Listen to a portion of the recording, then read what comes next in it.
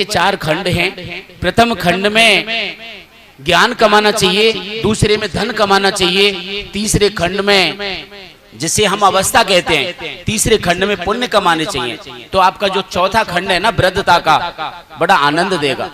और यदि इन तीनों खंड में ये काम नहीं किए तो वृद्धता में खाट में पड़े पड़े गाली दे सकते हैं, परमात्मा का चिंतन नहीं कर सकते। ध्यान रखिए। पर यहाँ बड़ी विचित्र सी विडंबना है, लोगों को फल चाहिए, कर्म नहीं। ध्यान रखना कितनी बड़ी विडंबना है। हमारी मनोकामना क्या रहती है कि बगैर कर्म किए ही हमारे पास फल प्राप्त हो जाए, कर्म ना हो फल ही फल हो, विडंबना ये। अब देखिए समस्या क्या है, जीव को फल चाहिए कर्म नहीं, लेकिन विडंबना ये है कि कर्म करना पड़ता है, फल भी उसके हाथ में नहीं है, परमात्मा देता है। भगवान कहते हैं कि यदि जो मैं कहता हूं वो तू करेगा तो तुझे वो फल मिलेगा जो तू चाहेगा, जो मैं कहता हूं वो कर्म करेगा तो तुझे फल वो मिलेगा जो तू चाहेगा।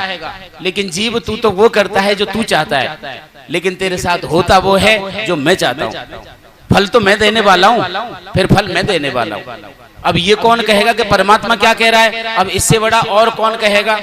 अब परमात्मा तो उतर के नहीं आएंगे कि भैया या काम है मत कर, ऐसे कर।